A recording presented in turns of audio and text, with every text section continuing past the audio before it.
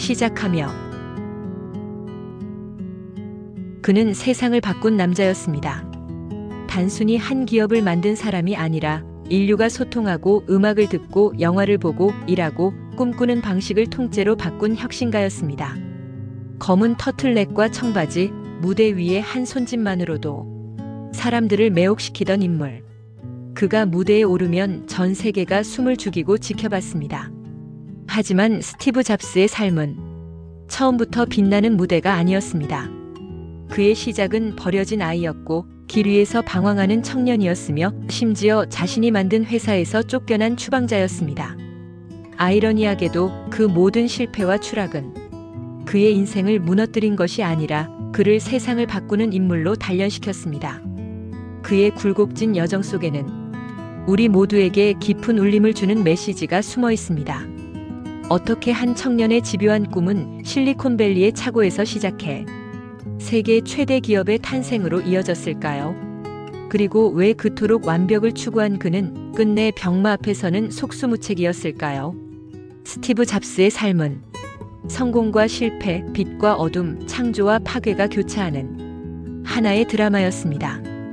그는 단순히 애플의 CEO가 아니었습니다. 그는 기술과 예술을 결합한 20세기의 피카소이자 21세기의 에디슨이었습니다. 오늘 우리는 그의 여정을 따라가 보려 합니다. 한 사람의 집념이 어떻게 시대를 바꾸었는지, 그리고 그가 우리에게 남긴 질문이 무엇인지 차근차근 되짚어 보겠습니다. 이제 막을 올립니다. 스티브 잡스. 빛과 어둠을 동시에 품었던 혁신가의 삶이 펼쳐집니다. 그를 향한 질문. 스티브 잡스는 왜 그렇게까지 완벽을 갈망했을까요? 그의 눈에는 작은 나사 하나의 어긋남조차 용납되지 않았습니다. 그는 직원들에게 끝없는 고통을 요구했습니다. 때로는 독재자 같았고 때로는 천재 같았습니다. 우리는 묻습니다. 그의 집착은 단순한 성격적 결벽이었을까요? 아니면 세상을 바꾸려는 혁신가의 운명적인 본능이었을까요? 왜 그는 늘 갈등 속에 살았을까요? 동료와 부딪히고 투자자와 싸우고 심지어 가족과도 화해하지 못한 채 세상을 떠났습니다. 이토록 위대한 혁신가가 왜 그렇게 외로운 길을 걸어야만 했을까요?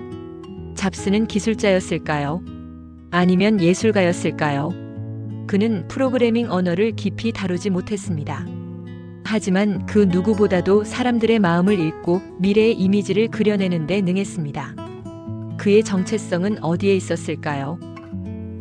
1976년 작은 착오에서 시작된 애플은 불과 몇 년 만에 세계적 기업이 됩니다. 그러나 그가 세운 회사는 1985년 그를 가차없이 내쫓았습니다. 왜 창업자는 쫓겨나야 했을까요? 그리고 어떻게 그는 몰락의 시간을 딛고 다시 돌아올 수 있었을까요? 그의 인생에서 가장 큰 모순은 여기에 있습니다. 가장 혁신적이었던 순간은 가장 고통스러웠던 순간과 맞닿아 있었습니다. 고통은 어떻게 창조로 이어질 수 있었을까요? 또 다른 질문은 세상을 통째로 바꾸었던 그가 왜 자신의 생명을 구하지는 못했을까입니다. 의학과 과학을 믿지 못한 그의 선택은 결국 삶을 단축시켰습니다. 그의 마지막 여정은 우리에게 어떤 교훈을 남겼을까요? 잡스의 삶은 수많은 역설과 모순으로 가득합니다. 추락과 비상, 집착과 창조, 성공과 실패. 그가 끝내 남긴 메시지는 무엇일까요? 오늘 우리는 이 질문들에 답하려 합니다. 스티브 잡스라는 이름 뒤에 숨겨진 진짜 이야기를 그의 여정을 따라가며 차근차근 풀어가겠습니다. 여정의 시작. 1955년 2월 24일 미국 캘리포니아의 샌프란시스코. 한 아이가 태어났습니다. 그의 이름은 스티븐 폴 잡스. 그러나 태어난 직후 그는 생부모에게 버려졌습니다. 원치 않는 아이였던 겁니다. 그를 품어준 건 평범한 한 가정. 보통의 삶을 살아가던 폴 잡스와 클라라 잡스 부부였습니다. 그들은 친부모는 아니었지만 잡스를 사랑으로 길렀습니다. 그리고 훗날 잡스는 이렇게 말했습니다. 나는 입양하였지만 진짜 부모를 만났다고 믿는다. 그의 아버지 폴 잡스는 기계와 자동차를 만지는 것을 좋아하는 소박한 남자였습니다. 차고에서 함께 자동차 엔진을 고치며 어린 스티브는 손으로 무언가를 만드는 즐거움을 배웠습니다. 그 경험은 훗날 애플의 DNA가 되었습니다. 단순하면서도 완벽하게 조립되는 인간적인 기술 말입니다. 잡스는 어린 시절부터 호기심이 많았습니다. 전선을 뜯어보며 왜 불이 켜질까? 라디오를 해체하며 어떻게 소리가 나올까를 고민했습니다. 그의 질문은 단순한 장난이 아니라 세상을 이해하려는 본능이었습니다. 하지만 학교 생활은 순탄치 않았습니다. 잡스는 권위에 쉽게 반항했고 교사들의 눈에는 문제아처럼 보였습니다. 그는 틀에 맞추기를 거부했습니다. 남들이 그리지 못하는 그림을 그는 머릿속에서 그려냈습니다. 청소년기에 그는 전자공학에 매료되었습니다. 실리콘밸리가 막 태동하던 시기, 라디오와 반도체가 신세계를 여는 순간이었습니다. 잡스는 전자제품에 매달렸고 곧 한 명의 천재 소년을 만났습니다. 그의 이름은 스티브 워즈니악. 잡스보다 5살 많았지만 두 사람은 금방 친구가 되었습니다. 워즈니악은 천재 엔지니어였습니다. 머릿속에서 회로를 그리고 단숨에 완성해내는 인물. 잡스는 그 재능을 보며 깨달았습니다. 이 사람과 함께라면 세상을 바꿀 수 있다. 1970년대 히피 문화와 반문화가 미국을 휩쓸던 시대. 잡스는 대학에 진학했지만 곧 자퇴합니다. 정규 교육은 그에게 답을 주지 못했습니다. 대신 그는 인도 철학과 선에 심취하며 자유와 의미를 찾아 헤맸습니다. 그리고 동시에 전자기술이 열어줄 미래에도 시선을 고정했습니다. 결국 두 사람은 차고로 돌아왔습니다. 그곳에서 애플이 태어납니다. 아버지와 함께 기계를 만지던 그 차고. 어린 시절의 기억이 스티브 잡스의 출발점이 되었습니다. 그의 여정은 이제 막 시작되고 있었습니다. 갈등과 위기. 1976년 차고에서 시작된 작은 프로젝트는 곧 애플 컴퓨터라는 이름으로 세상에 등장했습니다. 첫 제품 애플1은 단순한 회로 기판에 불과했지만 사람들은 그 속에서 미래를 보았습니다. 그리고 이듬해 애플2가 탄생했습니다. 컬러 그래픽을 지원하는 혁신적인 컴퓨터. 이 기계는 곧바로 시장을 뒤흔들었습니다. 잡스와 워즈니악은 이제 더 이상 무명의 청년이 아니었습니다.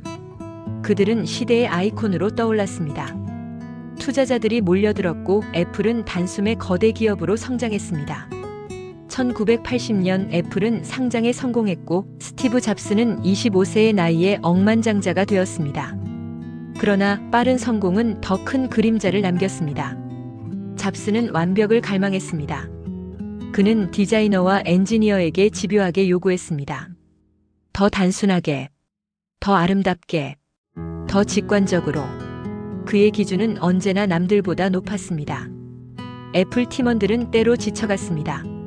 잡스의 성격은 불같았고 그는 타협을 모르는 사람이었습니다. 어떤 이에게는 천재 리더였지만 다른 이에게는 폭군에 불과했습니다. 1984년 애플은 세상을 놀라게 합니다. 매킨토시의 탄생이었습니다. 마우스와 그래픽 사용자 환경, 오늘날 우리가 당연하게 쓰는 인터페이스의 출발점이었습니다. 잡스는 무대에 올라 마치 한 편의 연극처럼 제품을 소개했습니다. 그 순간 기술은 단순한 도구가 아니라 예술이 되었습니다. 그러나 매킨토시는 상업적으로 실패했습니다. 너무 앞서 있었고 너무 비쌌습니다. 주주와 이사회는 불만을 품었습니다. 잡스의 독단적 경영은 더 이상 용납되지 않았습니다. 그리고 1985년 믿을 수 없는 일이 벌어졌습니다. 스티브 잡스는 자신이 만든 회사에서 쫓겨났습니다. 창업자가, 상징이 회사에서 밀려난 것입니다. 그는 말했습니다. 나는 애플에서 해고되었습니다. 하지만 그것은 나에게 최고의 일이었습니다. 아이러니하게도 그 추락은 새로운 창조로 이어졌습니다.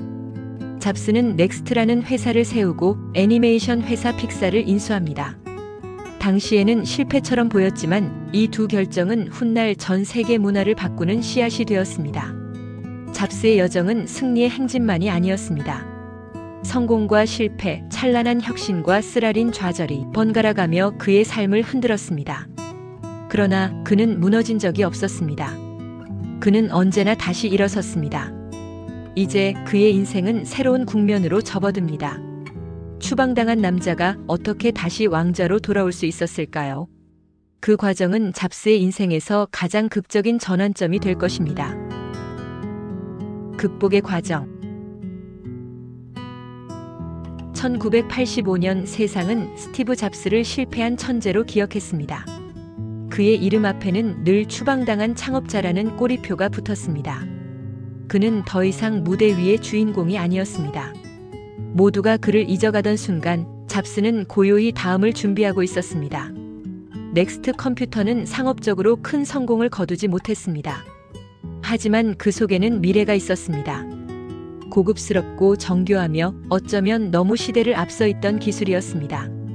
그리고 그 기술은 훗날 애플의 심장을 다시 뛰게 할 엔진이 됩니다.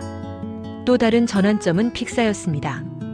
1986년 잡스는 작은 애니메이션 회사를 인수했습니다. 당시만 해도 애니메이션으로 돈을 벌 수 있을까라는 회의적인 시선이 많았습니다. 그러나 픽사는 1995년 토이 스토리를 통해 세상을 뒤흔듭니다. 세계 최초의 장편 3D 애니메이션. 픽사는 영화 산업의 새로운 역사를 쓰게 됩니다. 잡스는 기술자도 예술가도 아니었습니다. 그러나 그는 언제나 기술과 예술이 만나는 지점을 찾았습니다. 픽사는 그 교차점이었고 잡스는 그곳에서 또 한 번 자신을 증명했습니다. 그러던 1997년 애플은 몰락의 위기 속에 있었습니다. 혁신을 잃은 회사는 적자에 허덕였고 사람들은 애플은 곧 사라질 것이라 말했습니다. 그때 세상은 다시 잡스를 불러냈습니다. 12년 만에 귀환. 스티브 잡스는 다시 무대 위로 돌아왔습니다. 그는 애플을 재정비했고 과감한 구조조정을 단행했습니다. 그리고 한마디를 던졌습니다. 생각을 바꿔라. 단순한 광고 문구가 아니었습니다. 그것은 애플의 새로운 정신이었고 잡스 자신의 선언이었습니다. 이 순간부터 그의 삶은 완전히 달라집니다. 아이맥, 아이팟, 아이폰, 아이패드. 세상을 바꿀 이름들이 줄지어 등장합니다. 잡스는 다시 시대의 아이콘이 되었습니다. 그러나 이 화려한 귀환 뒤에는 그의 내면에 자리한 또 다른 그림자가 있었습니다. 건강의 이상 신호가 찾아온 것입니다. 2003년 그는 췌장암 진단을 받습니다. 이때부터 그의 시간은 유한해졌습니다. 스티브 잡스의 인생은 여기서 극적인 전환을 맞습니다.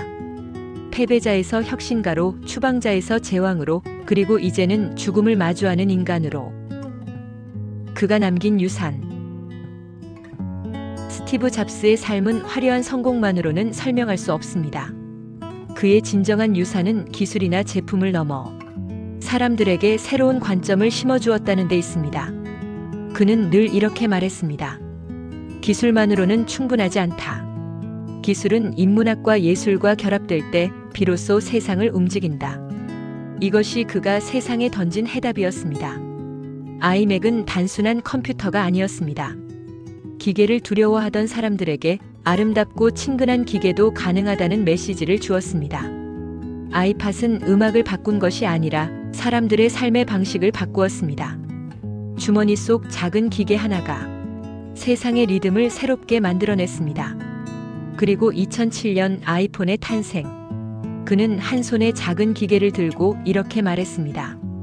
오늘 우리는 3가지 제품을 발표합니다. 아이팟, 전화기, 인터넷 통신기기. 하지만 이건 3가지가 아니라 하나입니다. 이것이 아이폰입니다. 그 순간 세상은 바뀌었습니다. 잡스의 해답은 단순했습니다. 복잡함을 단순하게 만들고 딱딱한 기술을 따뜻한 경험으로 바꾸는 것.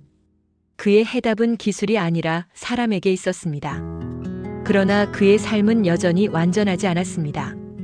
그는 인간관계에서 상처를 남겼고 가족에게는 충분히 다가가지 못했습니다. 그의 완벽주의는 때로 사랑을 밀어냈습니다. 하지만 그는 마지막 순간에 이렇게 고백했습니다. 가장 중요한 것은 가족이다. 나는 너무 늦게 깨달았다. 그가 세상에 남긴 솔루션은 새로운 기계를 만드는 법이 아니라 새로운 시각으로 세상을 바라보는 법이었습니다. 그는 늘 묻고 있었습니다. 당신은 지금 당신의 인생을 스스로 디자인하고 있는가? 그의 삶은 짧았지만 그가 제시한 해답은 지금도 살아있습니다. 우리의 손에 들린 스마트폰 속에서 우리가 음악을 듣고 영화를 보고 대화하는 순간마다 그의 철학은 여전히 이어지고 있습니다. 우리에게 주는 메시지. 스티브 잡스의 삶은 찬란했지만 동시에 짧았습니다. 2011년 10월 5일 그는 단 56세의 나이로 세상을 떠났습니다. 그가 떠난 날 전 세계는 하나의 거대한 침묵에 잠겼습니다. 사람들은 아이폰 화면을 열어 그의 사진을 보며 눈물을 흘렸습니다. 마치 가족을 잃은 듯한 슬픔이었습니다. 그의 이야기는 성공 신화라기보다는 빛과 그림자가 함께 어우러진 인간의 초상입니다. 완벽을 향한 집착, 사람들과의 갈등, 그리고 세상을 바꾸겠다는 불가능한 꿈. 그 모든 모순이 오늘날 우리가 살고 있는 세상을 만들어냈습니다. 잡스는 늘 이렇게 말했습니다. 당신의 시간은 한정되어 있다. 그러니 다른 사람의 삶을 살며 시간을 낭비하지 마라. 당신의 직관을 따르라. 그것은 이미 당신이 되고 싶은 것을 알고 있다. 그가 남긴 메시지는 단순합니다. 빛은 어둠 속에서 가장 선명하다는 것. 실패와 좌절은 끝이 아니라 새로운 시작을 알리는 신호라는 것. 그리고 무엇보다 인생은 디자인할 수 있다는 것입니다. 우리는 누구나 자신만의 착오를 가지고 있습니다. 작고 초라해 보일지라도 그곳에서 시작된 열정은 세상을 바꿀 수 있습니다. 스티브 잡스의 삶이 우리에게 묻고 있습니다. 당신은 지금 어떤 세상을 만들고 있는가? 그는 떠났지만 그의 정신은 여전히 살아 있습니다. 우리의 손안에 있는 기계 속에서, 새로운 아이디어를 꿈꾸는 젊은이들의 눈빛 속에서, 그리고 삶의 변화를 갈망하는 모든 이들의 가슴 속에서 그의 인생은 고통과 결핍, 실패와 성공이 교차한 드라마였습니다. 그러나 바로 그 어둠과 빛의 대비가 세상을 바꾸는 가장 강렬한 혁신을 낳았습니다. 그리고 지금 그의 목소리가 우리에게 속삭입니다. Stay hungry, stay foolish. 늘 갈망하라. 늘 미쳐 있어라. 남겨진 교훈. 오늘 우리는 한 사람의 여정을 따라갔습니다.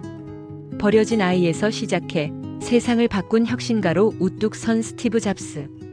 그의 이야기는 단순한 기업가의 성공담이 아니었습니다. 삶을 끝까지 밀어붙인 한 인간의 서사였습니다. 그의 삶은 완벽하지 않았습니다. 갈등이 있었고 실패가 있었으며 때로는 상처와 후회도 있었습니다. 하지만 바로 그 불완전함이 그의 이야기를 더 인간적으로 만들었습니다. 우리는 그의 이야기를 통해 배웁니다. 혁신은 특별한 사람만의 전유물이 아니라는 것. 누구나 자신만의 열정과 용기를 가질 때 세상을 바꿀 수 있다는 것. 그리고 무엇보다 삶의 유한함을 직시할 때 비로소 진짜 중요한 것을 찾을 수 있다는 것을. 스티브 잡스의 삶은 끝났지만 그가 남긴 유산은 지금도 우리의 손끝에서 살아 숨쉽니다. 매일 아침 눈을 뜨고 스마트폰을 열 때, 음악을 들을 때, 누군가와 연결될 때 그는 여전히 우리 곁에 있습니다. 세상을 바꾼 인물들의 삶 속에는 우리들 각자의 길을 밝히는 빛이 숨어 있으니까요. 다음 이야기는 또 다른 인물의 여정입니다. 우리가 함께 따라갈 그 길은 또 다른 질문과 해답을 우리에게 던져줄 것입니다. 만약 오늘의 이야기가 당신의 마음에 울림을 주었다면 구독 버튼을 눌러주세요. 당신과 함께 이 여정을 계속 이어가고 싶습니다.